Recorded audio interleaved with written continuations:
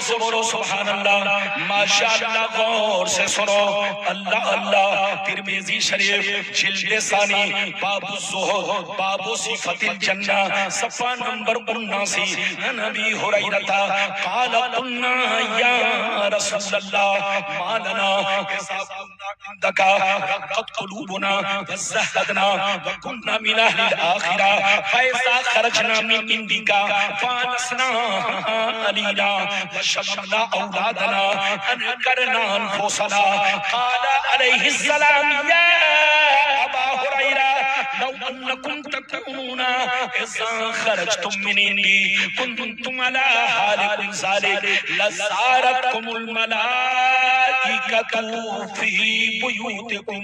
حضرت ابو ہریرہ رضی اللہ تعالیٰ عنہ فرماتے ہیں ایک دفعہ سرکار سے میں نے عرض کیا یا رسول اللہ ہمیں کیا ہو گیا ہے، آپ کی بارگاہ میں رہتے ہیں، خوب نماز پہ نماز پڑھتے ہیں، آپ کی بارگاہ میں رہتے ہیں، اللہ کا خوف رکھتے ہیں، آپ کی بارگاہ میں رہتے ہیں، موت سے ڈرا کرتے ہیں، آپ کی بارگاہ میں رہتے ہیں، قبر کو یاد رکھتے ہیں، مگر اے اللہ کے رسول جیسے یہاں سے چلا جاتا ہوں بیوی سے ملاقات کرتا ہوں، بچوں کا چہرہ دیکھتا ہوں، ماں باپ کا چہرہ دیکھتا ہوں، رشتہ دار سے ملتا جلتا ہوں تو ہماری حالت بدل جاتی ہے۔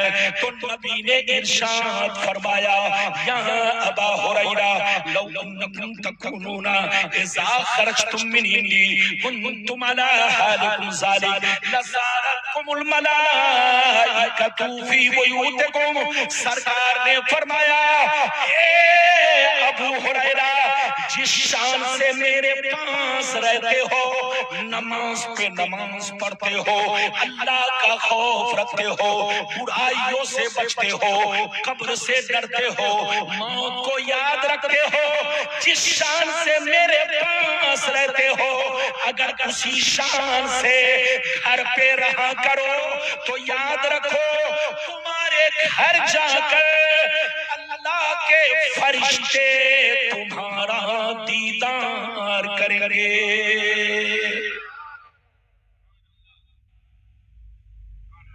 ہاتھ اٹھا کر بولو سبحان اللہ، ہاتھ نیچے کرو۔ ابو ہریرہ نے کیا کہا؟ پھر سے بولو۔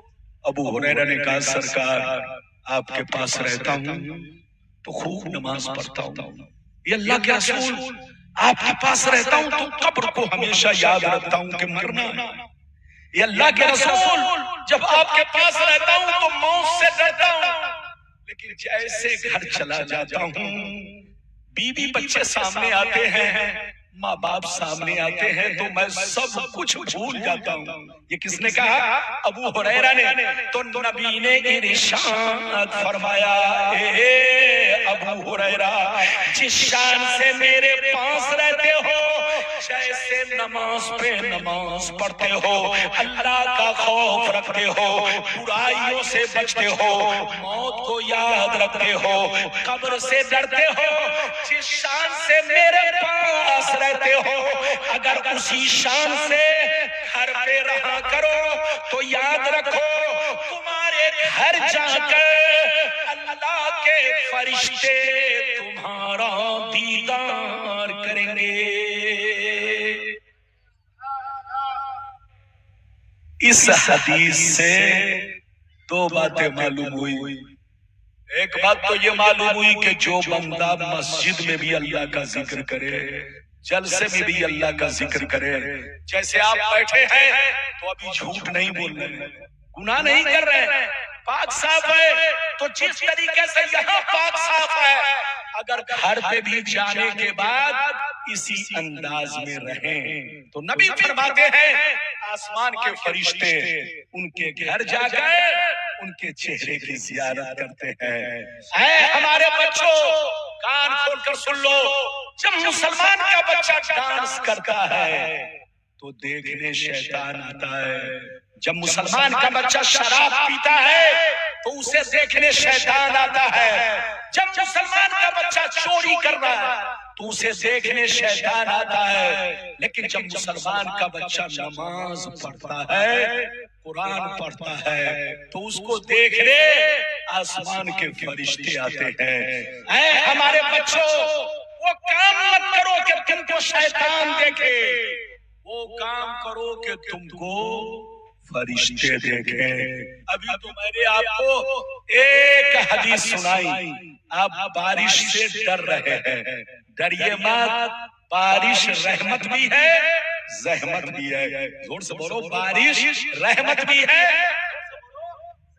یہی بارش جب لوگوں کو تباہ و برباد کر دے، یہی بارش جب لوگوں کے مکان کو مسمار کر دے، یہی بارش جب لوگوں کے مکان کو بہا کر لے جائے، یہی بارش جب کھیتیوں کو، فصلوں کو تباہ و برباد کر دے، تو یہ بارش عذاب ہے، یہ بارش زحمت ہے، زحمت۔ لیکن جب ہلکی ہلکی بارش ہو، جس سے آپ کو کیف و سرور حاصل ہو، جس سے آپ میں بہار پیدا ہو، آپ میں نکھار پیدا ہو، تو یہ بارش زحمت نہیں، اللہ کی رحمت ہے۔ آج کے پروگرام میں ہر 10 منٹ پر، ہر 15 منٹ پر رک رک کر کے رم جھم ہلکی ہلکی بارش جو ہو رہی ہے، اس کا مطلب یہ ہے کہ حبیب صاحب جنتی ہے، یہ ان کے جنتی ہونے کی نشانی ہے۔ زور سے بولو، یہ ان کے جنتی ہونے کی نشانی ہے۔ کسی بھی محفل میں رک رک کے ہلکی بارش ہونا، یہ رحمت کا برسنا ہے، اور جس محفل میں رحمت برسے، سمجھ لو اس محفل والے کے جنتی ہونے کی نشانی ہے۔ تو آپ مقدر والے بھائی کے بچے بھی مقدر والے، یاد رکھیے، اللہ کو زندگی کی کون سی ادا پسند آ جائے کوئی نہیں جانتا۔ کوئی فخر نہ کرے کہ میں نے حج کیا ہے تو میں جنت میں جاؤں گا، یہ فخر نہ کرے۔ کوئی یہ بھی فخر نہ کرے کہ میں نماز پڑھ رہا ہوں تو جنت میں جاؤں گا۔ نماز یہ اللہ کا حق ہے، تم کو پڑھنا پڑے گا۔ حج یہ بولو حقوق اللہ ہے، تم کو ادا کرنا پڑے گا، لیکن یہ مت سوچنا کہ ہم نماز پڑھ لیے تو جنت میں چلے جائیں گے۔ جنتی ہونے کی خبر رب کو ہے، رب جانتا ہے کہ کہاں جنتی ہے۔ اللہ کی رحمت جب کسی بندے کے ساتھ شامل ہو جاتی ہے اور اللہ راضی ہو جاتا ہے تو ایک سجدے سے اسے جنتی بنا دیتا ہے۔ یہ تو اس کے کرم کی بات ہے، وہ جس پر چاہے کرم کر دے، پیا جسے چاہے سہاگن بنا دے۔ بولو ہنسو نہیں، یہ شعر آپ پیا کا مطلب دنیا نہیں، پیا جسے چاہے سہاگن بنا دے، رب جسے چاہے اپنا ولی بنا دے، رب جسے چاہے جنتی بنا دے، یہ اس کے کرم کی بات ہے۔ اس لیے نماز پڑھتے رہو، روزہ رکھتے رہو، لیکن ایک بات اور کہہ دوں، اجازت ہے حدیث تو سناؤں گا۔ سیدنا امام باقر رضی اللہ تعالیٰ عنہ، جلدی بولو سیدنا رضی اللہ تعالیٰ عنہ، یہ امام باقر کون ہے؟ جلدی بولو۔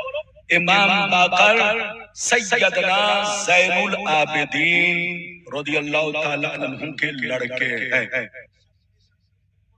سیدنا زور سے بولو زین العابدین، اور زین العابدین کس کے لڑکے ہیں؟ سیدنا امام حسین رضی اللہ تعالیٰ عنہ کے صاحبزادے ہیں۔ گویا امام باقر میرے حسین کے پوتے ہیں، بولو امام حسین پوتے ہیں، اور امام حسین ان کے جد کریم ہیں۔ کیا ہے جدی بولو؟ جد امجد، جد کریم۔ میری طرف دیکھیے، سیدنا امام باقر جب دنیا سے جانے لگے تو اپنے بیٹے امام جعفر سے 3 وصیتیں کی۔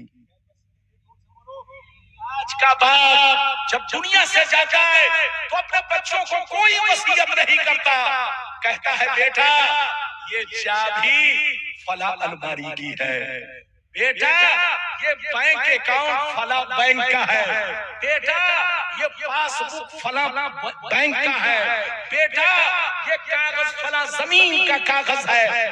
آج آپ اپنے بچوں کو مرنے سے پہلے یہ وصیت کرتے ہیں، لیکن بزرگان دین کی تاریخ پڑھیے، انہوں نے اپنے بچے کو کیسی وصیتیں کی۔ پردہ کرنے سے پہلے امام باقر نے اپنے امام جعفر کو، بیٹے کو 3 وصیت کی۔ ادھر دیکھیے، پہلی وصیت کی، بیٹا کان کھول کر سن لو، چھوٹا سے چھوٹا گناہ ہو اس سے بچتے رہنا، بڑا گناہ سے تو بچنا ہی، چھوٹے گناہ سے بھی بچنا، ہو سکتا ہے اللہ کا قہر و عذاب اسی چھوٹے گناہ میں آ جائے، اس لیے چھوٹے گناہ سے بھی بچنا، ہو سکتا ہے اللہ کی گرفتاری، اس کا قہر و عذاب تم پر اسی چھوٹے گناہ میں نازل ہو جائے۔ اور اے بیٹا، چھوٹی سے چھوٹی نیکی ہو اسے مت چھوڑنا، نماز تو پڑھنا ہی، روزہ تو رکھنا ہی، مگر کسی نیکی کو چھوٹی سمجھ کر کے مت چھوڑنا، چھوٹی نیکی بھی کرتے رہنا، ہو سکتا ہے کہ اللہ کی رضامندی اسی نیکی میں ہو۔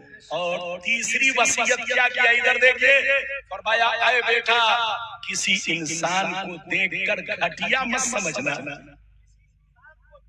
گھٹیا مت سمجھنا، حقیر مت سمجھنا، اپنے آپ کو اچھا مت سمجھنا، ہو سکتا ہے جس کو تم گھٹیا سمجھتے ہو وہی اللہ کے نزدیک جنتی ہو، وہی اللہ کے نزدیک جنتی ہو۔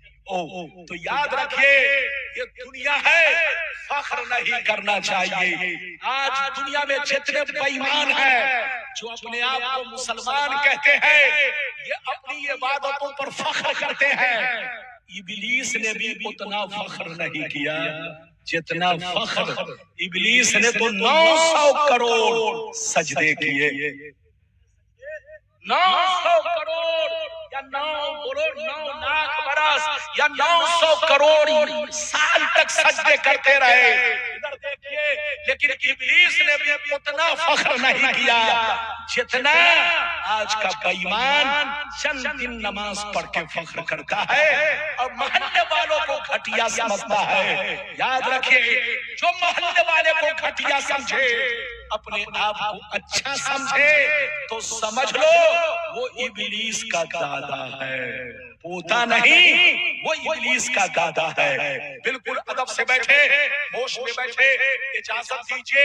تو اب میں آپ کو دوسری حدیث سنانا چاہتا ہوں، اجازت ہے؟ ارے زور سے بولو، اجازت ہے؟ یاد رکھیے، جلسہ کرائیے تو کچھ آپ لوگ بھی عقل سے کام لیجئے۔ بہت زیادہ ساؤنڈ جب لگایا جاتا ہے تو آواز ٹکراتی ہے، ادھر سے لگایا ادھر آواز آئی، ادھر لگایا ادھر سے آواز، یہ چاروں طرف کی آواز جب ٹکراتی ہے تو آپ کو آواز بھی سمجھ میں نہیں آئے گی اور بولنے والے کا کلیجہ بھی پھٹے گا اور بولنے میں بھی بنے گا نہیں۔ تو یہ سب طریقہ سیکھیے۔ اتنے بڑے مجمع کے لیے 2 ساؤنڈ باکس کافی تھا، لیکن یہ 5 ساؤنڈ باکس آپ کا لگانا یہ غلطی نہیں، جرم ہے، کیونکہ تقریر کرنے والا یا پڑھنے والا اس کے سینے پر غلط اثر پڑے گا، انداز بھی بگڑے گا، آواز بھی بگڑے گی، آپ کو آواز بھی سمجھ میں نہیں آئے گی۔ 2 ساؤنڈ باکس ہونا چاہیے۔ یہ بات چلی تو میں نے کہہ دیا ہے، بہرحال اجازت ہے تو اب میں دوسری حدیث سناؤں، لیکن ایسے نہیں سناؤں گا، سارا مجمع ہاتھ اٹھا کر بولو سبحان اللہ، اور زور سے بولو سبحان اللہ، اور زور سے بولو سبحان اللہ۔ ماشاءاللہ، غور سے سنو، مشکاں شریف، زور سے بولو مشکاں شریف، جلد اول باب الکبائر، صفحہ نمبر 17 کی حدیث سنو۔ عن ابی ہریرہ رضی اللہ تعالی عنہ قال قال رسول اللہ صلی اللہ تعالی علیہ وسلم اجتنبوا السبع الموبقات، قیل وما هن یا رسول اللہ، فقال الشرک الشرك بالله والسحر وأكل الربا وأكل مال اليتيم وقتل النفس التي حرم الله إلا بالحق وتولي يوم الزاد وقذف المحصنات. زور سے بول دو سبحان اللہ.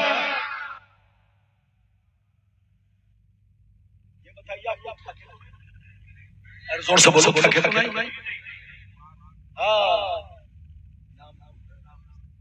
مولانا غلام مصطفیٰ بول رہے شروعات ہے. اچھا یہ بتاؤ کیندرا پارا میں کتنے سال سے بول رہا ہوں؟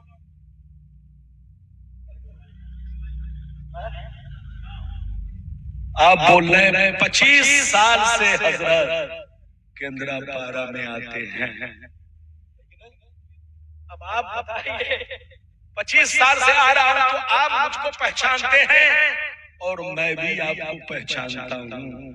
کیندرا پارا والا اگر کسی ریلوے اسٹیشن پر مجھ کو نظر آ گیا تو میں پہچان لیتا ہوں یہ کیندرا پارا کا مسلمان ہے. آپ کی محبت ہے, آپ کا پیار ہے, آپ نے مجھے یاد کیا, میں حاضر ہوا.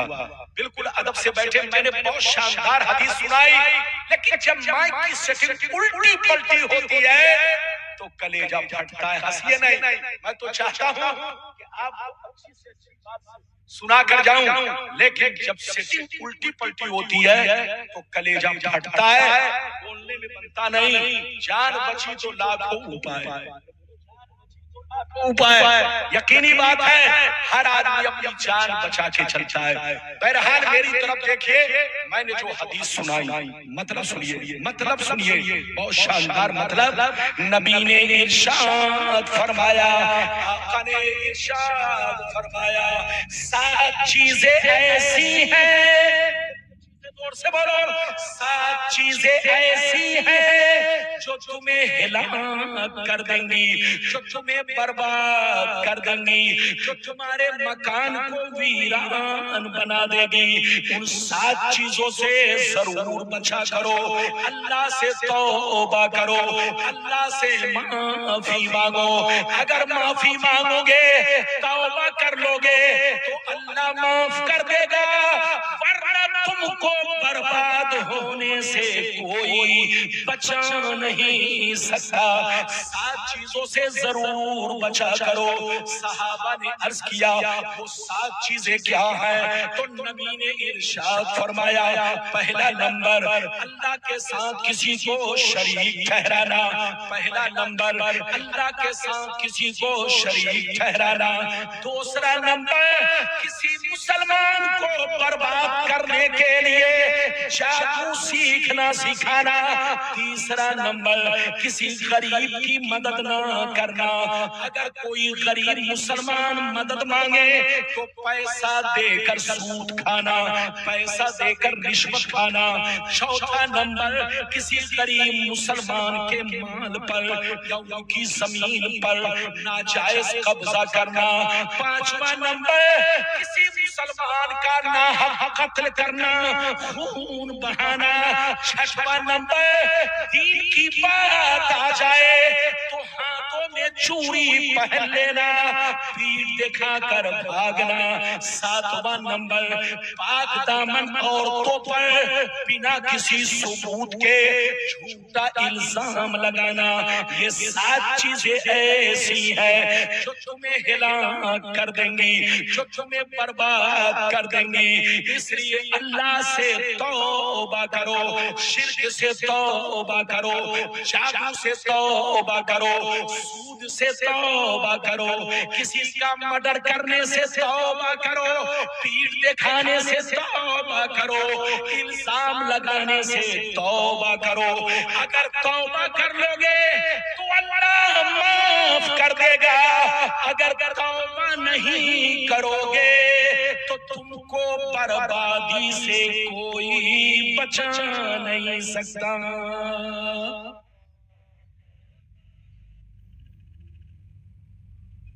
ہاتھ اٹھا کر بولو سبحان اللہ. سبحان اللہ. ہاتھ نیچے کرو, ادھر دیکھیے. قرآن میں آیا ہے ان بطش ربک لشدید, اللہ کی گرفتاری بڑی سخت ہے. اللہ کی گرفتاری بہت سخت ہے. کیا مطلب؟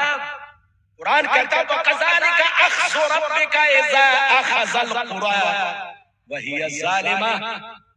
اللہ جب کسی کو گرفتار کر لیتا ہے تو دنیا کی کوئی طاقت نہیں جو اسے بچا سکے. اللہ کسی بھی بندے کو شروع میں گرفتار نہیں کرتا. ادھر دیکھیے, گرفتار نہیں کرتا. وہ بڑا مہربان ہے, بڑا رحیم و کریم ہے. وہ تمہاری ماں سے بھی زیادہ تم سے محبت کرتا ہے. وہ تمہارے باپ سے بھی زیادہ تم سے محبت کرتا ہے. وہ تمہارے بیوی بچوں سے بھی زیادہ تم سے محبت کرتا ہے. وہ اپنے بندوں پر بڑا مہربان ہے, بڑا مہربان. اپنے بندے کی غلطی پر فوراً گرفتار, بولو فوراً گرفتار نہیں کرتا. وہ اپنے بندوں کو سدھرنے کا موقع دیتا ہے, کرنے کا موقع دیتا ہے. وہ اپنے بندوں کو ہوش میں آنے کا موقع دیتا ہے. جب بندہ توبہ نہیں کرتا, ہوش میں نہیں آتا, تب اللہ اپنی گرفتاری فرماتا ہے. اور جب گرفتار کر لیتا ہے تو دنیا کی کوئی طاقت اسے بچا نہیں سکتی. میں آپ کو ایک بڑا اچھا واقعہ سنانا چاہتا ہوں. اجازت ہے؟ کہاں جا رہے ہیں؟ کہاں جا رہے ہیں؟ اٹھ کر کہاں جا رہے ہیں؟ آپ بیٹھیے. اگر استنجا کی ضرورت ہے تو جا سکتے ہیں. کیوں گھوم رہا؟ پگڑی ادھر دیکھیے. پگڑی باندھنا سنت ہے لیکن بچوں کو نہیں باندھنا چاہیے. لیکن بچوں کو نہیں باندھنا چاہیے کیونکہ بچہ پگڑی کی بولو عزت نہیں کر پائے گا. کو باندھنے سے بچے. اگر باندھ دیا تو کوئی بات نہیں ہے لیکن نہیں باندھنا چاہیے. پگڑی وہی باندھے جو پگڑی کی قدر کرے. لیکن آج کل لوگ پگڑی نہیں پگڑا باندھ رہے ہیں. بولو وہ اسٹائل کے لگ رہا آسمان روک رہے ہیں. یہ سب سنت کے خلاف ہے. بولو سب سنت کے خلاف ہے. اس طرح بولو نکال کر کے جیسے بانس نکلا ہو. یہ سب روک جتانے کے لیے ہے. یاد رکھیے تو پگڑی باندھیے تو نیت اچھی رکھیے. اپنے آقا کی سنت کے مطابق امامہ شریف باندھیے اور اسی کو باندھیے جو اس کا اہل ہو, جو اس کا اہل ہو. ورنہ نااہل لوگ اس کی بولو قدر و قیمت نہیں جانیں گے. اس لیے کہا گیا, بزرگوں نے فرمایا کہ عالم جیسا لباس جاہلوں کو پہننا منع ہے. جاہلوں کو پہننا منع ہے. کہیں لوگوں دھوکہ نہ کھا جائے کہ یہ بھی شیخ الحدیث ہے, یہ بھی مفتی صاحب ہے, یہ بھی. اس لیے لوگوں کو ان سب چیزوں سے بچانے کے لیے منع کیا جائے گا. لیکن اگر پہن دیا تو کوئی حرام کام نہیں ہے. بولو جائز ہے. زور سے بولو بچنا بہتر ہے. ادھر دیکھیں اسی طریقے سے جو 15 سال کا لونڈا ہو اس کو زلفیں رکھنا منع ہے. اس کو زلفیں رکھنا منع ہے. آنکھوں میں سرما بھی پہننا منع ہے. ہوں گے کیونکہ جب بچہ داڑھی وہ چہرے پر نہیں ہوتی ہے تو اس سے نسوانیت جھلکتی ہے. تو اگر وہ زلفیں رکھے گا تو یہ اس کے لیے فتنہ کا باعث بنے گا. آنکھوں کا سرما بھی فتنے کا باعث بنے گا. تو جو کم عمر بچہ ہو 15-16 سال کا اس کو زلفیں رکھنے سے بھی منع کیا جائے گا. آنکھوں میں سرما سے بھی. تو ہر چیز کا منہ کا محل ہے. ہاتھ اٹھا کر بولو ہر چیز کا منہ کا محل ہے. اجازت ہے تو اب میں ایک واقعہ سناؤں پھر حدیث سناؤں. واقعہ سناؤں. زور سے بولو واقعہ سناؤ. ہاتھ اٹھا کر بولو سبحان اللہ. ہاتھ نیچے کرو. سیدنا ذوالنون مصری رضی اللہ تعالیٰ عنہ بہت بڑے بزرگ گزرے ہیں، بہت بڑے ولی گزرے ہیں. ایک دفعہ دریا کے کنارے کھڑے تھے. دریا کے کنارے کھڑے تھے. اچانک آپ نے دیکھا ایک خطرناک زہریلا بچھو آ رہا. بچھو آ رہا ہے. جیسے بچھو کو دیکھا آپ ادھر دیکھیے فوراً چوکنا ہو گئے اور بچھو کی طرف متوجہ ہو گئے. بچھو کو دیکھنے لگے. کہاں جا رہا ہے؟ آپ بچھو کو دیکھنے لگے. جیسے بچھو کو دیکھا تو آپ نے کیا دیکھا؟ یہ بچھو دریا کے کنارے گیا. ایک میڈک اوپر آیا، بچھو اس کی پیٹھ پر بیٹھا اور میڈک پانی میں لے کر اس کو تیرنے لگا اور دریا اس پار لے جا کر چھوڑ دیا. پھر بچھو اترا اور بڑی تیزی سے چلنے لگا. آپ نے دیکھا بچھو ایک پیڑ کی طرف جا رہا ہے، ایک درخت کی طرف جا رہا ہے. جب آپ نے پیڑ کی طرف نظر کیا تو آپ کی نظر کیا دیکھتی ہے؟ ایک جوان لڑکا پڑا ہوا ہے، بے ہوش پڑا ہے. اس کے سینے پر سانپ بیٹھا ہے، سانپ سے ڈسنے والا تھا. یہ بچھو پیچھے سے گیا اور سانپ کو ایسا ڈنک مارا کہ سانپ 1 منٹ میں دم توڑ دیا، مر گیا. بچھو ادھر سے واپس ہوا، دریا کے کنارے آیا. پھر میڈک آیا، پیٹھ پر بیٹھایا، پانی میں لے کر تیرا اور اس پار لے جا کر بچھو کو چھوڑ دیا. جب ذوالنون مصری نے یہ منظر دیکھا تو آنکھوں میں آنسو آ گئے. اللہ سے دل ہی دل میں کہنے لگے پروردگار، لگتا ہے یہ تیرا ولی ہے، لگتا ہے یہ تیرا نیک بندہ ہے، لگتا ہے یہ تیرا دوست ہے. اے اللہ، سانپ اسے ڈسنے والا تھا لیکن تو نے بچھو کو بھیج کر کے سانپ کو مروا دیا اور اس جوان لڑکے کی تو نے جان بچا لی. اے اللہ، لگتا ہے یہ تیرا نیک بندہ ہے، تیرا دوست ہے. آہستہ آہستہ آپ آگے بڑھے، جوان کے قریب پہنچے. جیسے قریب پہنچے جوان کے چہرے کی طرف نظر کیا. جیسے وہ سانس لینے لگا تو آپ کو شراب کی بدبو ملی. کی بدبو ملی. چیخ مار کر کے سجدے میں گر گئے. کہا اے اللہ، یہ تو شرابی ہے، یہ تو نافرمان ہے، اسے مر جانا چاہیے، لیکن تو نے سانپ کو مروا دیا اور سانپ سے اس جوان کی جان بچا لی. اے اللہ، اس کو جینے کا کوئی حق نہیں. تو آواز آئی، ندا آئی، اے ذوالنون مصری، تمہارا رب بڑا مہربان ہے. تمہارا رب اپنے بندوں کی ماں سے بھی زیادہ بندوں سے محبت کرتا ہے، اس کے باپ سے بھی زیادہ بندوں سے محبت کرتا ہے، اس کے بیوی بچے اہل و اقربا سے بھی زیادہ تمہارا رب اپنے بندوں سے محبت کرتا ہے. اے ذوالنون مصری، میں اپنے بندے کو فوراً سزا نہیں دیتا، میں اس کو توبہ کرنے کا موقع دیتا ہوں، اسے ہوش میں آنے کا موقع دیتا ہوں، اسے سدھرنے کا موقع دیتا ہوں. دیکھنا جب ہوش آئے گا تو یہ ضرور توبہ کرے گا. جیسے ہوش آیا ذوالنون مصری کے چہرے پر نظر پڑی. کہا حضور، آپ یہاں کیسے؟ آپ نے مرا ہوا سانپ دکھایا. کہا اے جوان دیکھ، جب تو شراب پی کر بے ہوش پڑا تھا، تیرے سینے پر سانپ بیٹھا تھا، تجھے ڈسنے والا تھا. اللہ رب العزت نے ایک خطرناک بچھو کو بھیج کر کے سانپ کو مروا دیا اور تیری جان بچا لی. کیا ابھی بھی وقت نہیں ہے کہ تو توبہ کرے؟ اتنا سننا تھا وہ چیخ مار کر رونے لگا، کہنے لگا اے رحیم و کریم مہربان بادشاہ، اے ہمارے رب، میرے گناہ بخش دے، ہماری غلطی کو معاف فرما.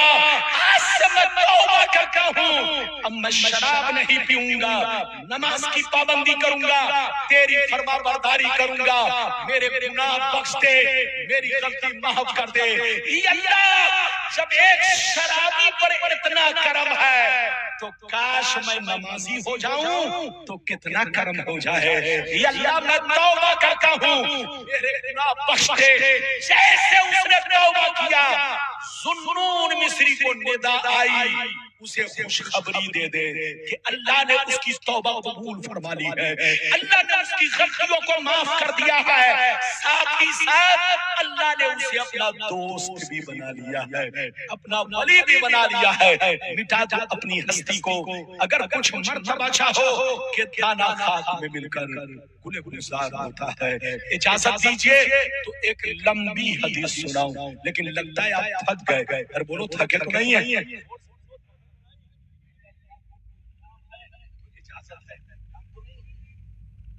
ادھر دیکھیے, مائک پر میں نعرہ لگانے سے سبحان اللہ کہنے سے منع کر دیتا ہوں, کیونکہ اگر کسی کے ہاتھ میں مائک آ جاتا ہے تو اتنا سبحان اللہ وہ کہنے لگتا ہے کہ بولنا والا ڈسٹرب ہو جاتا ہے. اب یار جس کا پبلک کو سمجھانا ہے وہ اس چیز کو بولو لائک نہیں کرے گا, کیا مطلب؟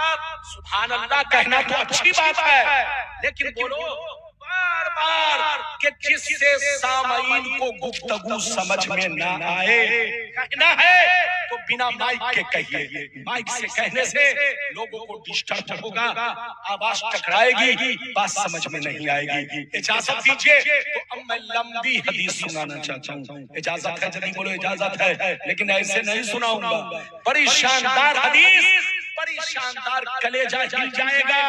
اور وہ دیوانہ کہاں گیا؟ پوچھئے آج کل کا دیوانہ بھی مکار ہے. پوچھئے, اسی لیے میں ڈانٹ دیتا ہوں, اسی لیے میں ڈانٹ دیتا ہوں. یاد رکھیے اگر نعرہ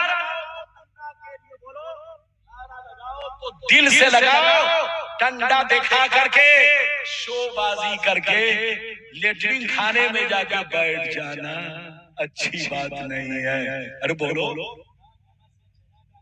اچھی بات نہیں ہے. یہ دیوانہ میرا عزیز ہے, میرا چہیتا ہے, میں کوئی ان سے تکلیف نہیں رکھتا ہوں, کبھی ان کی ادا ارے بولو ہمیں نہیں بھاتی ہے, آپ کو بھائے تو بھائے.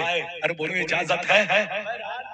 دیکھیے ایک لمبی حدیث سنانا چاہتا ہوں, بڑی شاندار حدیث, شاید آپ کو سننے کا موقع مجھ سے ملا ہوگا. بڑی شاندار حدیث, ہاتھ اٹھا کر بولو سبحان اللہ, اور زور سے بولو سبحان اللہ, اور زور سے بولو سبحان اللہ. ماشاءاللہ غور سے سن لو, اللہ اللہ غور سے سنو. مشکاۃ شریف جلد اول کتاب الایمان باب الاعتصام صفحہ نمبر 30 کی حدیث سنو.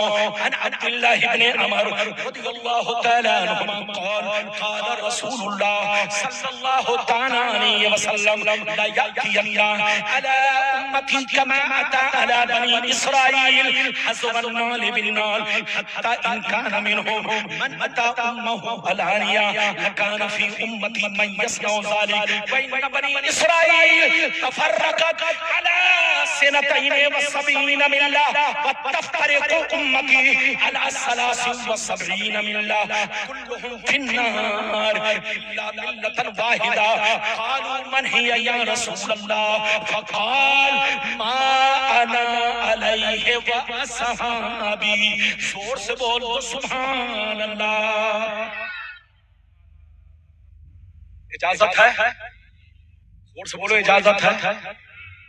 یہ بہت شاندار حدیث, اگر اس حدیث کو آپ لوگ دل میں بسا لیں گے تو پھر نہ وہابی, نہ دیوبندی, نہ قادیانی, ادھر دیکھیے, نہ کوئی فرقہ, ادھر دیکھیے, کسی فرقے کی طرف آپ نہیں جائیں گے,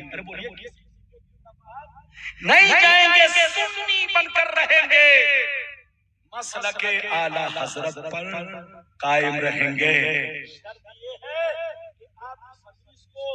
دل میں بسائیے, قسم خدا دودھ کا دودھ پانی کا میرے پیغمبر نے 1400 برس پہلے، سارے 1400 برس پہلے اپنے غلاموں کو فیوچر سے آگاہ کیا، آنے والے وقت سے آگاہ کیا، قیامت تک دنیا میں جو کچھ ہونے والا تھا سب سے میرے پیغمبر نے آگاہ کیا۔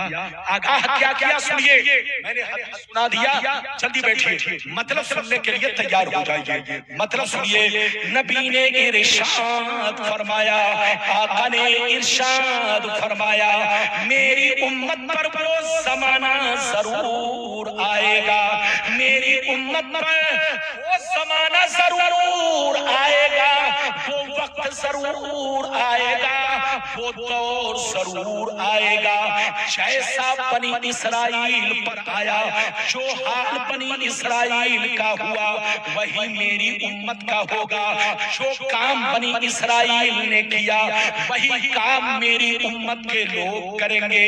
اگر بنی اسرائیل میں کسی نے ماں کے ساتھ بدفعلی کی ہوگی، اگر بنی اسرائیل میں کسی نے اپنی ماں کے ساتھ بدفعلی کی ہوگی تو میری امت میں بھی کوئی ضرور ہوگا جو اس کام کو انجام دے گا، اسی کے راستے پر چلے گا، وہ بھی بدفعلی کرے گا۔ آگے سنیے، جیسے وہ لوگ 72 فرقوں میں بٹ گئے، لوگ 72 فرقوں میں بٹ گئے، میری امت کے لوگ ان سے دوستی کی وجہ سے، ان سے رشتہ کرنے کی وجہ سے 73 میں بٹ جائیں گے۔ ایک فرقہ جنتی، 72 جہنمی۔ یہ 72 جہنم میں اس لیے جائیں گے کہ اسی بنی اسرائیل کے 72 فرقوں سے ان کی دوستی ہوگی، ان کا کنیکشن ہوگا، ان کا رشتہ ہوگا، ان کا تعلق ہوگا۔ اور ایک فرقہ جنتی، صحابہ نے عرض کیا کون سا فرقہ ہے؟ تو نبی نے فرمایا وہ فرقہ جنتی ہے کہ لاکھ آندھیاں چلے، لاکھ طوفان آئے، لاکھ زمانہ رنگ بدلے، مگر ایک فرقہ ہمیشہ میرے راستے پر، صحابی کے راستے پر قائم رہے گا۔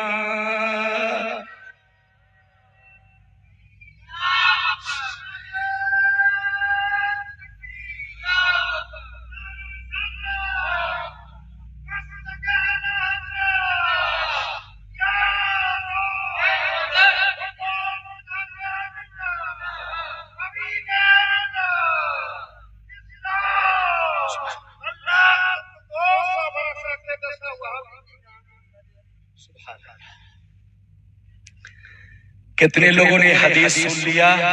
ہاتھ اٹھا کر بولو سبحان اللہ، اور زور سے بولو سبحان اللہ۔ ہاتھ نیچے کرو، دل سے سمجھو، ادھر دیکھو، تھوڑا مائک کی آواز آپ کو کم صاف معلوم ہو رہی ہو، اسی لیے میں بھی تھوڑا ڈسٹرب ہو رہا ہوں۔ میں چاہتا ہوں کہ میں عوام کو صاف صاف سمجھاؤں، میری بھاشا کو صاف صاف سمجھے، لیکن جب گجر مجر آواز ہوگی تو سمجھ میں بات نہیں آئے گی۔ اس لیے میں بہت پیچھے کبھی ہٹ جاتا ہوں، لیکن پیچھے ہٹتا ہوں تو یہ میرا ساتھ چھوڑ دیتا ہے۔ پہلے ادھر دیکھیے، آج سے 10 سال پیچھے ایسا مائک نکلا تھا کہ 2 ہاتھ کی دوری پر اگر مائک ہوتا اور آپ یہاں سے بولتے تو کیچ کر لیتا، لیکن جیسے جیسے دنیا آگے بڑھ رہی ہے مائک کا اسٹائل بھی بدل رہا ہے۔ پہلے دور رہ کے کھینچتا تھا، منہ میں گھسانا پڑتا ہے۔ بعض بار شاعر کو آدھا مائک منہ میں گھسا لیتے تھے، ضرورت پڑتی ہے۔ ادھر دیکھیے، بہرحال میری طرف دیکھیے، میں نے آپ کو حدیث سنائی، بڑی مشہور حدیث، ارے بولو بڑی مشہور حدیث۔ آپ لوگ بھی اس حدیث کو سن چکے ہیں، لیکن آدھی حدیث سنی آدھی حدیث سنی، وہ سامنے والی آواز رکھ،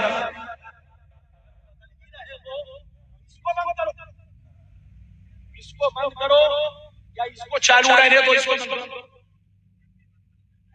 اگر بند کر رہے ہو تو اس کو یہ سامنے والا بند کرو، وہ سامنے والا چلنے دو تاکہ لوگوں کو آواز ملے۔ بس اجازت ہے؟ جلدی بولو اجازت ہے، بولو اجازت ہے؟ ہاں تو میری طرف دیکھیے، میں عرض کر رہا تھا، ادھر دیکھیے، میں عرض کر رہا تھا جو حدیث میں نے آپ کو سنائی یہ حدیث بڑی مشہور ہے، سورت سے زیادہ مشہور ہے، لیکن آپ لوگوں نے آدھی حدیث سنی تھی، آدھی نہیں سنی تھی، لیکن آج میں نے پوری حدیث سنا دیا۔ پھر سے سنیے، مطلب سنیے نبی نے کیا کہا، پھر سے بولو۔ نبی نے فرمایا میری امت پر وہ زمانہ ضرور آئے گا جیسا بنی اسرائیل پر آیا، ضرور آئے گا جیسا بنی اسرائیل پر آیا، جو حال ان کا ہوا وہی حال میری امت کا ہوگا، جو کام بنی اسرائیل نے کیا وہی کام میری امت کے لوگ کریں گے۔ اگر اس میں کسی چھوکرے نے ماں کے ساتھ بدفعلی کی ہوگی تو میری امت میں بھی کچھ چھوکرے ہوں گے جو اس کام کو انجام دیں گے۔ نبی فرماتے ہیں وہ لوگ 72 فرقوں میں بٹ گئے اور میری امت ان سے دوستی کی وجہ سے 73 میں بٹے گی، ایک جنتی 72 جہنمی۔ یہ 72 جہنم میں اس لیے جائیں گے کہ نام تو عبداللہ ہوگا، نام تو محمد ہوگا، نام تو سلمان ہوگا،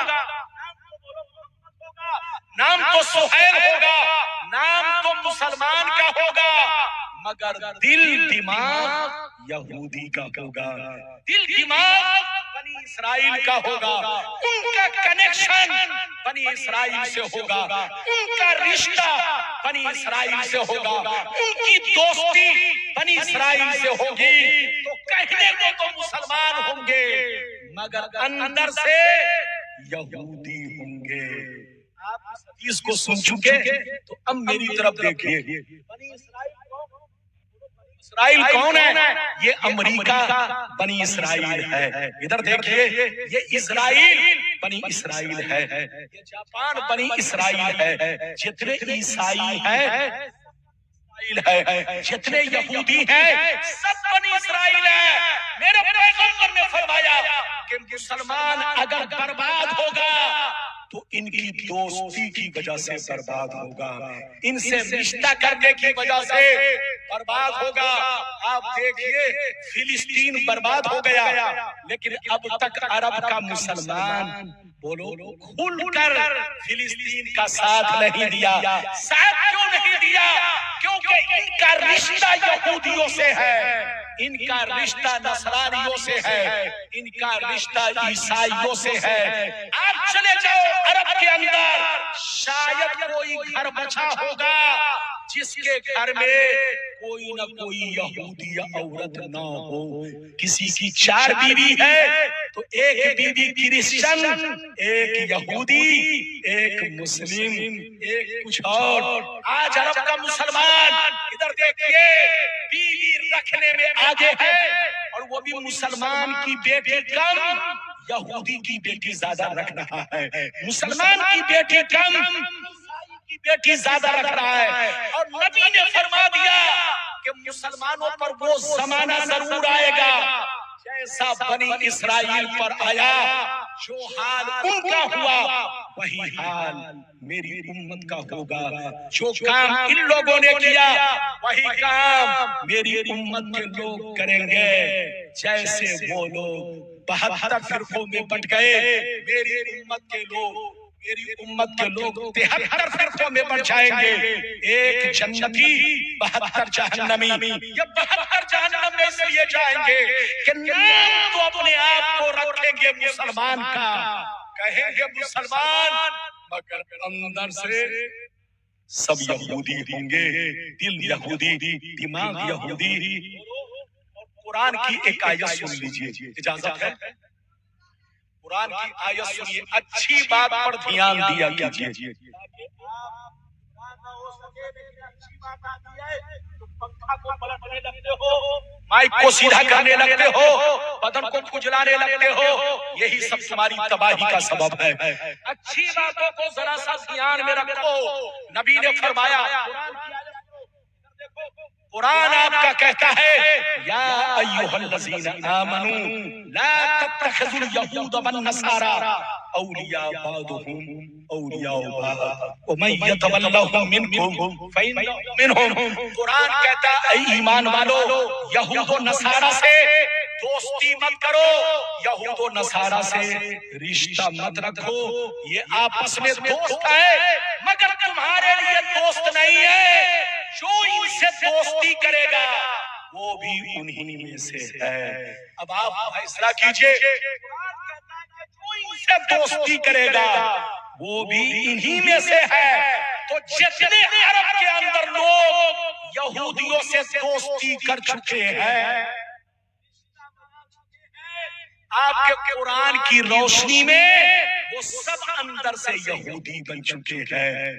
آپ کا قرآن کہتا ہے کہ یہودیوں سے دوستی مت کرو، نصرانیوں سے دوستی مت کرو، جو ان سے دوستی کرے گا وہ بھی انہی میں سے ہے۔ تو قرآن کا فیصلہ ہے کہ جن مسلمانوں نے یہودیوں کی بیٹیوں کو اپنے گھر میں بسایا، عیسائیوں کی بیٹیوں سے شادی کیا، اپنی بیٹی ان کو دیا، ان کی بیٹی خود کو لیا، وہ یا وہ برباد ہو چکا ہے۔ وہ کہنے کو تو مسلمان ہے، حقیقت میں مسلمان نہیں ہے۔ توبہ کرو، ہوش میں آؤ، موت کو ہمیشہ یاد رکھو، زندگی کو پہچانو۔ یہ زندگی اس لیے نہیں ہے کہ اللہ رسول کے دشمنوں سے دوستی کرو، ایمان اس کا نام ہے کہ اللہ رسول کے دوستوں سے دوستی کرو، اللہ رسول کے دشمنوں سے دور رہو۔ الحب للہ، محبت کرو تو اللہ کے لیے، اور کسی سے بغض رکھو تو اللہ کے لیے۔ یہ ہے اصل ایمان، یہ ہے جان ایمان۔ اب اگلی گفتگو سنیے، قبر پر اذان دینا کیسا ہے، ماں باپ کی قبر کی زیارت کرنا کیسا ہے۔ باتیں تو بہت ہے، بیان کروں گا تو گھنٹوں لگ جائے گا۔ قبر پر اذان دینا کیسا ہے؟ کچھ لوگ کہتے ہیں ناجائز ہے، اذان نہیں دینا چاہیے، اذان دینا شرک ہے۔ اذان تو نماز کے لیے دی جاتی ہے، تو نماز کے لیے دی جاتی ہے۔ یہ سنی لوگ بدعت کرتا ہے، شرک کرتا ہے۔ حضرات، کورونا ہمارے دیش میں آیا، ہمارے دیش میں نہیں پوری دنیا میں آیا۔ جب کورونا آیا تو آپ نے دیکھا ہوگا جیسے شام ہوتی، رات کے 12 بجے تک اکثر مکانوں کی چھت پر لوگ اذان دیتے تھے۔ بولو دیتے تھے کہ نہیں؟ زور سے بولو، اذان دیتے تھے۔ ان بےایمانوں سے پوچھئے یہاں کون سی نماز تھی کہ ہر چھت پر اذان کی صدائیں آتی تھی؟ اب تمہارے شرک کا فتویٰ کیا تمہارے دبر میں گھس گیا؟ ارے بول، کیا تمہارے شرک کا فتویٰ تمہارے دبر میں گھس گیا؟ دے رہے ہو، قبر پر اذان دیا تو شرک، اور بولو کورونا میں تو جائز۔ حضرات میری طرف دیکھیے، بارش پر مت جائیے، آپ دھیان سے بیٹھیے اور دھیان سے میری گفتگو سنیے۔ میں آپ کو حدیث سنانا چاہتا ہوں، بہت شاندار حدیث۔ قسم خدا، میت کو کیا فائدہ اور آپ کو کیا فائدہ؟ اجازت ہے تو حدیث سناؤں۔ سارا مجمع ہاتھ اٹھا کر بولو سبحان اللہ، اور زور سے بولو سبحان اللہ، اور زور سے بولو سبحان اللہ۔ اور زور سے بولو سبحان اللہ، ماشاءاللہ غور سے سن لو، اللہ اللہ غور سے سنو۔ مشکات شریف جلد اول، مشکات شریف جلد اول، باب اسمات عذاب القبر، صفحہ نمبر 26 کی حدیث سنو۔ اللہ اللہ، عن جابر بن عبداللہ رضی اللہ تعالی عنہ قال خرجنا مع رسول اللہ صلی اللہ علیہ وسلم الى سعد بن معاذ حين توفي فلما صلى عليه رسول الله ووضع في قبره ثم صفي عليه سبح رسول الله فسبحنا طويلا ثم كبر رسول الله فكبرنا فقيل يا رسول الله لمن سبحت ثم كبرت فقال عليه السلام لقد تزايق على هذا العبد الصالح قبره حتى فرجه اللہ۔ زور سے بول تو سبحان اللہ۔ آپ لوگ بارش سے اتنا ڈر کر جاتے ہیں، ارے زیادہ سے زیادہ کپڑا بھیگے، کپڑا بھیگے گا، ذرا غور کرو۔ فلسطین کے بچوں سے پوچھو، ادھر دیکھو، فلسطین کے مسلمانوں سے پوچھو، بارش کم میزائل زیادہ، ارے بولو بارود زیادہ برس رہا ہے لیکن میزائل بولو۔ ان فلسطین کے مسلمانوں سے پوچھو ان کا حال کیا ہے۔ ادھر دیکھیے، آپ بارش سے ڈرتے ہیں، زیادہ سے زیادہ تھوڑا کپڑا ہی نہ اگر بھیگے گا آپ سمٹ کر بیٹھیے، تاکہ بارش میں بھیگ جائیے، آپ پنڈال کے اندر بیٹھیے، سمٹ کر بیٹھیے، لیکن ادب سے بیٹھیے۔ میں نے ابھی آپ کو حدیث سنا دی، بڑی شاندار حدیث۔ حضرت جابر رضی اللہ تعالیٰ عنہ فرماتے ہیں کہ سعد بن معاذ رضی اللہ تعالیٰ عنہ ایک صحابی رسول کا جب انتقال ہو گیا، جب انتقال ہو گیا تو میرے نبی ان کے جنازے میں تشریف لے گئے، اور صرف میرے نبی نہیں، ان کے جنازے میں تشریف لے گئے۔ کن کے جنازے میں؟ جلدی بولیے، سعد بن معاذ۔ سعد بن معاذ جب انتقال کر گئے ان کے جنازے میں میرے نبی تشریف لے گئے، اور بہت سارے صحابہ ان کے جنازے میں تشریف لے گئے۔ جب وہاں پہنچے تو میرے نبی نے جنازے کی نماز پڑھائی، جلدی بولو، میرے نبی نے جنازے کی نماز پڑھائی، اور ادھر دیکھیں لوگوں نے ان کو قبر میں اتارا، مٹی برابر کیا، جیسے مٹی برابر ہو گئی، ادھر دیکھیں جیسے مٹی برابر ہو گئی تو میرے نبی قبر پر کھڑے ہو کر سبحان اللہ پڑھنے لگے، سبحان اللہ سبحان اللہ سبحان اللہ سبحان اللہ۔ ادھر دیکھیں صحابہ بھی نبی کے ساتھ سبحان اللہ پڑھنے لگے، بہت دیر تک میرے نبی سبحان اللہ کا ورد کرتے رہے۔ کچھ دیر کے بعد نبی نے اللہ اکبر پڑھنا شروع کر دیا۔ جتنے صحابہ تھے سب لوگ نبی کے ساتھ زور زور سے اللہ اکبر اللہ اکبر اللہ اکبر اللہ اکبر بہت دیر تک پڑھتے رہے۔ جب پڑھ چکے تو نبی وہاں سے چلنے لگے، فارغ ہوئے۔ جب نبی فارغ ہو گئے تو وہاں سے چلنے لگے تو صحابہ نے عرض کیا، اے اللہ کے رسول، آج تک میں نے کسی قبر پر اتنی دیر تک تسبیح پڑھتے ہوئے نہیں دیکھا، اور اتنی دیر تک اللہ اکبر کہتے ہوئے نہیں دیکھا، آخر وجہ کیا ہے؟ تو نبی نے فرمایا، صحابہ یہ مرنے والا تو نیک تھا مگر اس کے اندر کچھ کمی تھی، جس کمی کی وجہ سے جیسے تم لوگوں نے قبر میں ان کو اتارا، میں نے دیکھا ان کی قبر کا دونوں حصہ آٹا چکی کی طرح قریب ہونے لگا، قبر کا دونوں حصہ قریب ہونے لگا، یہاں تک کہ یہ بندہ قبر کی چکی میں پیس جانے والا تھا۔ قبری سے آٹا چکی کی طرح، قبری سے گیہوں کی طرح پیس ڈالتی، جیسے آٹا چکی گیہوں کو پیس ڈالتی ہے ایسے ہی قبر اس کو پیس ڈالتی۔ لیکن جیسے میں نے یہ منظر دیکھا، سبحان اللہ پڑھنا شروع کیا، اللہ اکبر پڑھنا شروع کیا، جیسے میں پڑھنے لگا اور تم لوگ پڑھنے لگے تو اللہ نے اس کے پڑھنے کی برکت سے ان کی قبر کو کشادہ کر دیا، ان کی قبر کو اللہ نے اور پھیلا دیا، اور ان کی قبر پر رحمتیں برسنے لگی۔ جو قبر سٹنے والی تھی آج یہ قبر ان کے لیے جنت کی بہار بن گئی۔ حضرات آپ نے حدیث سن لیا، اگر حدیث سن چکے تو اب میں آپ کو بتانا چاہتا ہوں دینا حدیث سے ثابت ہے۔ نبی نے بولو قبر پر کیا پڑھا، جلدی بولو سبحان اللہ، اللہ اکبر، جلدی بولو اذان میں اللہ اکبر اللہ اکبر 6 مرتبہ کہا جاتا ہے، سب سے اہم کلمہ اللہ اکبر، اور زیادہ مرتبہ کہا جاتا ہے اللہ اکبر۔ ادھر دیکھیے تو میری طرف دیکھیے، نبی نے پوری اذان کو نہیں دلوایا لیکن اذان کا کلمہ بولو قبر پر پڑھوایا، خود پڑھا اور قبر پر لوگوں کو بولو، لوگ پڑھنے لگے، صحابہ بھی پڑھنے لگے، نبی بھی پڑھنے لگے، تو نبی کا پڑھنا صحابہ کا پڑھنا ایک کلمہ پڑھنا اس بات کی دلیل ہے کہ جب ایک کلمہ اذان کا پڑھا جائے تو اس سے رحمت کی برسات ہوتی ہے، تو اگر پوری اذان دی جائے تو اور رحمت برسے گی،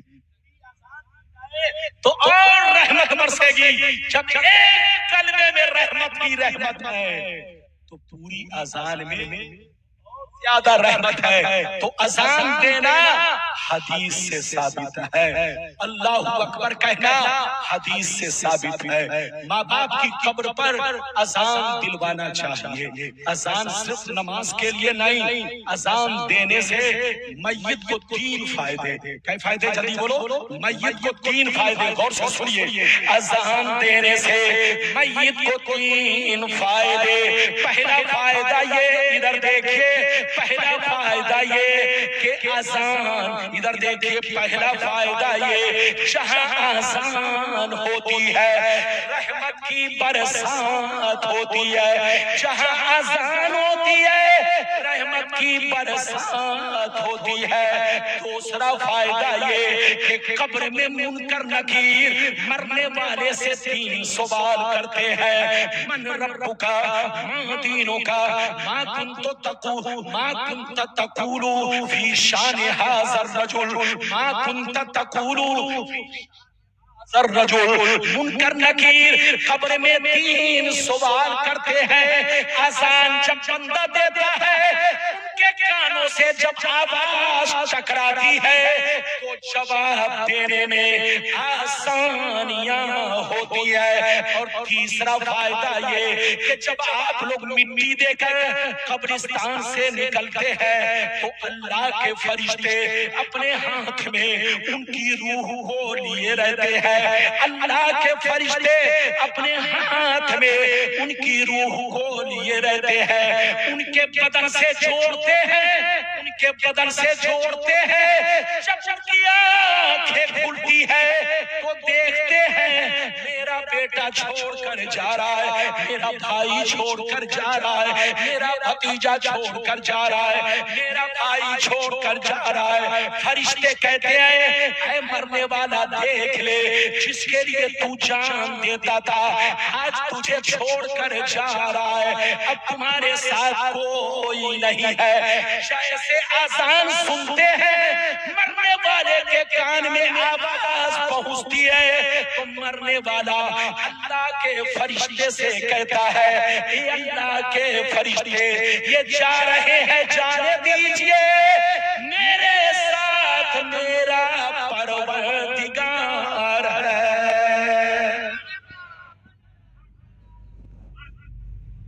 مر گیا مردود جس پہ فاتحہ نہ درود، مردود کی قبر پر اذان جائز نہیں ہے، مردود کی قبر پر فاتحہ پڑھنا جائز نہیں ہے، مردود کی قبر پر دعائیں مغفرت کرنا جائز نہیں ہے۔ لیکن اگر مومن ہے درود فاتحہ سب جائز، دعائیں مغفرت بھی جائز، مر گیا مردود جس پہ فاتحہ نہ درود.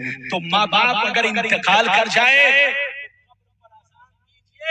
اذان صرف نماز کے لیے نہیں بلکہ سنیے حکم یہ ہے کہ جب گھر میں بچہ پیدا ہو تو اذان دیا کرو، جب کوئی مصیبت آئے تو اذان دیا کرو، جب آگ لگ جائے تو اذان دیا کرو، جب کسی کو مرگی آ جائے تو اذان دیا کرو، کیونکہ اذان دینے سے بلائیں دور ہوتی ہیں. زور سے بولو، اذان دینے سے بلائیں دور ہوتی ہے. آج کے دور میں جب کسی کو مرگی آ جاتی ہے تو جوتا اتار کر سناتے ہیں. بولو سناتے کہ نہیں؟ تو اسے جوتا سناتے کہتے، جوتا سنانے سے ہوش آ گیا. بے پگلا، اس کو ہوش آنا ہی تھا. اگر موت لکھتی ہوتی تو تم جوتا سنگھاتے رہتے. ارے بولو کوئی فائدہ نہیں. لیکن اس کو ہوش آنا تھا، جوتا سنگھاتے یا نہ سنگھاتے تھوڑی دیر میں اس کو ہوش آ جاتا. تو جب کسی کو مرگی آ جائے تو جوتا نہیں سنگھانا چاہیے، اپنا منہ اس کے کان کے پاس لے جائیے، لے جائیے، اور اذان جس طرح دیتے ہیں اس طرح آپ آہستہ آہستہ جس کو سن لے وہ، بولو جس کو وہ سن سکے اتنی آواز میں کلمات اذان اس کے کان کے پاس کہیے. جیسے اذان پوری ہوگی انشاءاللہ اس کو ضرور. یہ ہے اذان کا فائدہ. قبر پر اذان دینے سے فائدہ، گھر میں اذان دینے سے فائدہ. بولو بلا آئے تو اذان دینے سے فائدہ. اذان سے بہت سارے فائدے ہیں. اچھا یہ بتائیے، سائیکلون آتا ہے تو اذان دیتے ہیں کہ نہیں؟ بولو آتا ہے. تو اذان صرف نماز کے لیے نہیں. یہ پگلا لوگ بولو ہر چیز کو کسی ایک کام کے لیے فکس کر دیتا ہے. یہ فکس اس لیے کرتا ہے، ارے بولو تاکہ بولو ہمارا ملاپ سنی سے نہ ہو سکے. یہ فرقہ نہیں ہے، پارٹی ہے. پارٹی مت کہیے، یہ الگ پارٹی ہے. پارٹی ہاں، ان کا بھی مزاج بالکل یہودی کی طرح ہے، عیسائی کی طرح ہے. جیسے یہودی عیسائی مسلمان کو برباد کرنے کے لیے دور سے گیم کھیلتا ہے، سنیوں کو برباد کرنے کے لیے بہت دور سے گیم کھیلے گا. یاد رکھے تو ان کے گیم کو پہچانیے، کیونکہ ان کی دوستی بھی وہی لوگوں سے ہے، انہی لوگوں سے ہے. یاد رکھیے، راز کو راز رہنے دیا جائے، راز کو فاش نہ کیا جائے. زور سے بولو، اسی میں بھلائی ہے. لیکن اب تو سوشل میڈیا کا زمانہ، ارے بولو اب تو سوشل میڈیا کا زمانہ ہے. جو چیز آپ نے کبھی نہیں سنی ہوگی وہ یوٹیوب پر سن لیتے ہیں. تو آج یوٹیوب بڑا فتنہ بن چکا ہے. پرچارک کا اڈا نہیں، فتنے کا اڈا ہے. اس لیے یوٹیوب سے بھی بچیے. بہت سارے داڑھی ٹوپی والے مولوی کی شکل میں آ کے فتوا دے رہے ہیں. وہ فتوا نہیں، مولوی نہیں ہے، وہ دین کے لٹیرے ہیں، رہزن ہے. ایسے لوگ فتوا پوچھنا ہو تو دارالعلوم میں جا کر پوچھئے. فتوا پوچھنا ہو اپنے علماء سے پوچھئے. فتوا پوچھنا ہو بریلی شریف پوچھئے. فتوا پوچھنا ہو الجامعۃ الاشرفیہ مبارکپور پوچھئے. یوٹیوب پر آنے والے جن کو آپ نہیں جانتے، جن کے باپ دادا تو نہیں جانتے، آپ سمجھتے بہت بڑا علامہ ہے، آپ دھوکہ کھا سکتے ہیں. آپ اپنے علماء سے دوستی رکھیں. یہ بات چلی تو میں نے آپ سے کہہ دیا اب آگے چلیے، میں بھی تھک چکا ہوں، آپ بھی تھک چکے ہیں، اور بارش سے آپ لوگ بار بار ڈر رہے ہیں، تو کچھ مسئلہ بیان کر دیا جائے۔ مسئلہ بیان کیا جائے، بولو، ارے بولو، بیان کیا جائے۔ اگر بیان کیا جائے تو چچا میری طرف گھوم کر بیٹھیے، آپ ادھر دیکھیے، میں گھوما ہوں چچا کی طرف اور چچا گھومے ہیں، بولو، فور ویلر کی طرف۔ اب آپ بتائیے، ارے بولیے، ہم کو تو آپ سے زیادہ محبت ہے اور آپ کو لگتا ہے فور ویلر سے زیادہ محبت ہے تو آپ تو مجھ کو دیکھیے۔ اجازت ہے جلدی بولو، اجازت ہے۔ اب مسئلہ سنیے، مسئلہ بیوی انتقال کر جائے تو شوہر اس کو، بولو، ان کا چہرہ دیکھ سکتا ہے کہ نہیں، ان کو نہلا سکتا ہے کہ نہیں، بولو، ان کو کاندھا دے سکتا ہے کہ نہیں، بولو، ان کو قبر میں اتار سکتا ہے کہ نہیں۔ تو اب مسئلہ سنیے، اگر بیوی انتقال کر جائے تو شوہر اپنی بیوی کا چہرہ بھی دیکھ سکتا ہے، بیوی کو کاندھا بھی دے سکتا ہے، ادھر دیکھیں، بیوی کو کاندھا بھی دے سکتا ہے، چہرہ بھی دیکھ سکتا ہے، قبر میں بھی اتار سکتا ہے، لیکن اپنی بیوی کو نہلا نہیں سکتا،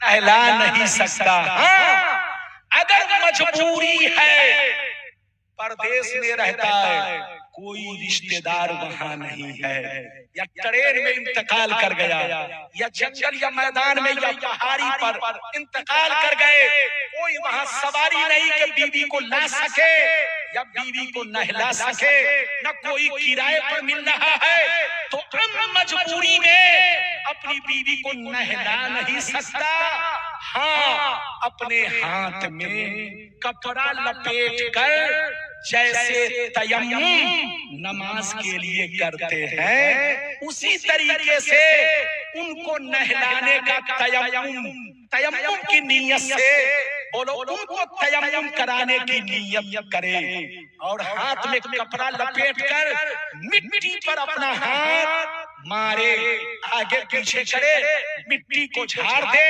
اور ان کے چہرے کا مسح کرے، پھر ایک اور ضرب لگائے جس سے ایک ہاتھ سے دائیں ہاتھ کا، دوسرے ہاتھ سے بائیں ہاتھ کا، جیسے تیمم آپ نماز کے لیے کرتے ہیں، غسل کے لیے کرتے ہیں، میت کا بدن اگر زخمی ہو جائے، میت کو ٹکڑے ٹکڑے کوئی کر کے پھینک دے، یا میت آگ میں جل جائے، میت کا بدن گل جائے، تو اب اس کو نہلایا نہیں جائے گا، اس کو تیمم کرایا جائے گا، اور بولو، اس کو نہایا نہیں جائے گا، تیمم کرایا جائے گا۔ اور تیمم کرانے کا طریقہ یہ ہے کہ اگر شوہر مجبور ہے، وہاں پر کوئی اور نہیں ہے، تو اپنے ہاتھ میں کپڑا لپیٹ کر اپنی بیوی کے چہرے کا، دونوں ہاتھوں کا کوہنی سمیت کرا سکتا ہے، یہ ہے تیمم کا طریقہ۔ تو بیوی انتقال کر جائے، ادھر دیکھیے، تو اب شوہر اس کا چہرہ بھی دیکھ سکتا ہے، کاندھا بھی دے سکتا ہے، قبر میں بھی اتار سکتا ہے، اور مجبوری آ جائے تو نہلا تو نہیں سکتا، ہاتھ میں کپڑا لپیٹ کر تیمم کرا سکتا ہے۔ اسی طرح جو آگ میں جل کر مر جائے، ادھر دیکھیے، یا دیوار کے نیچے دب کر مر جائے، یا ٹرین سے کٹ کر مر جائے، بدن جس کا گل جائے، سڑ جائے، دور سے جنازہ آتے آتے بدن گل گیا، چمڑا گل گیا، تو اب اس کو نہلایا نہیں جائے گا، بولو، ان کو تیمم کرایا جائے گا۔ اب تیمم کرانے والا چاہے باپ ہو، بیٹا کو تیمم کرائے، چاہے بیٹا باپ کو تیمم کرائے، چاہے رشتہ دار کو تیمم کرائے۔ یہ مسئلہ آپ کو سمجھ میں آ گیا؟ اب آگے چلیے، اب اگر شوہر انتقال کر جائے تو بیوی سارا کام کر سکتی ہے، بیوی سارا کام کر سکتی ہے۔ کیا مطلب؟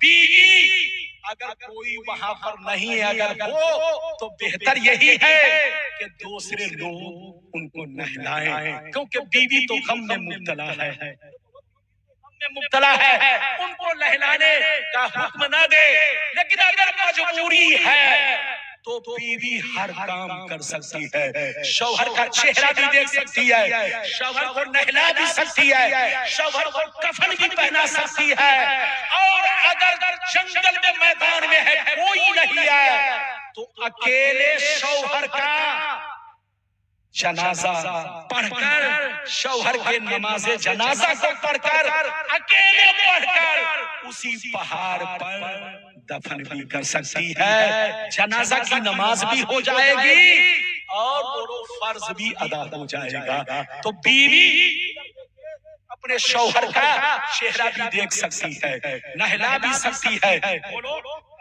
بھی پہنا سکتی ہے، قبر بولو نہلا بھی سکتی ہے، قبر میں نہیں اتارا جائے گا، قبر بلکہ اپنی بیوی جو ہے چہرہ دیکھ سکتی ہے، کفن پہنا سکتی ہے، نہلا سکتی ہے، اور اگر وہاں پر کوئی اور نہیں ہے تو اکیلے نماز جنازہ بھی پڑھ کر ان کو وہاں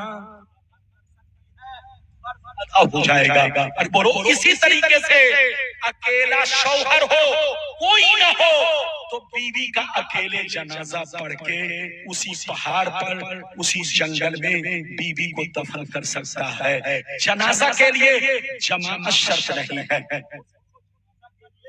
ڈنگا بجانا شرط نہیں ہے، جنازہ کے لیے بھیڑ اکٹھا ہونا شرط نہیں ہے، جنازہ کی نماز ایک مرد پڑھ لے یا ایک عورت پڑھ لے یا ایک ہوشیار بچہ پڑھ لے تو جنازہ کا فرض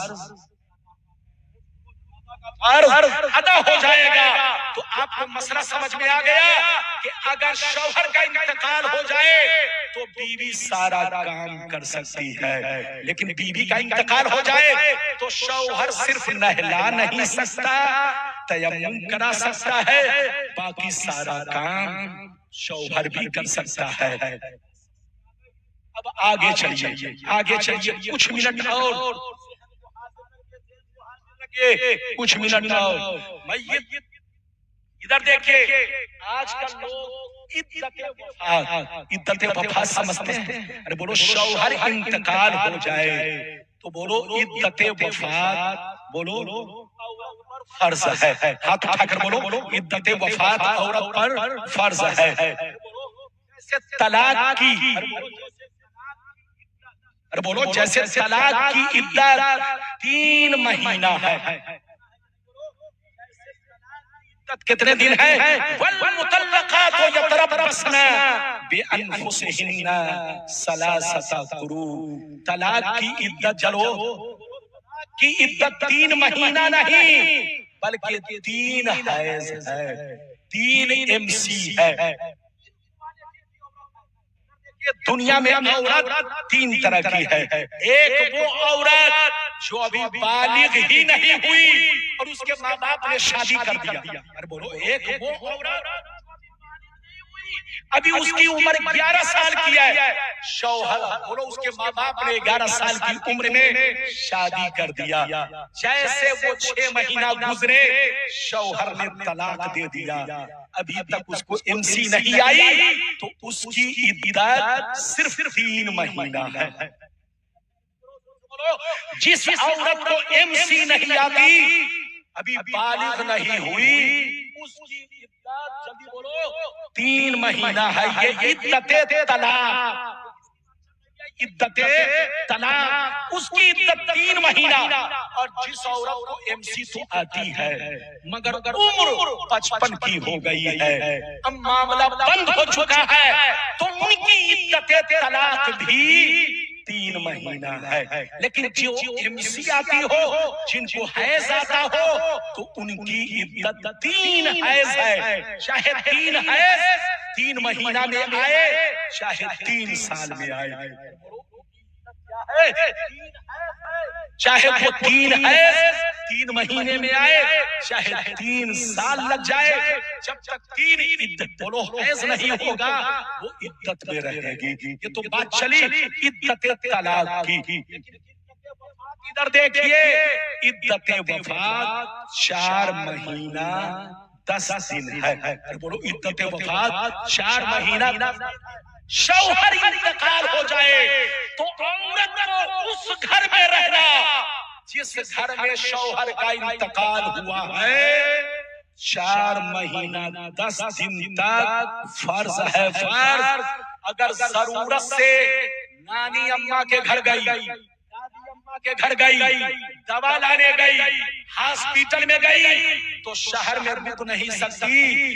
اگر ضرورت سے گئی ہے تو چاہے جہاں بھی جائے رات میں وہیں پہنچنا ہے اور رات اسی گھر میں